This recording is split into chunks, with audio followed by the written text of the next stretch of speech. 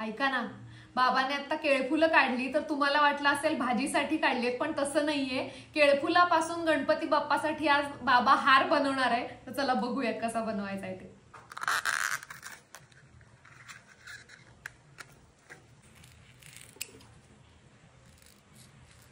असं पाहिजे ना? हा, तशी पाहिजे बघा.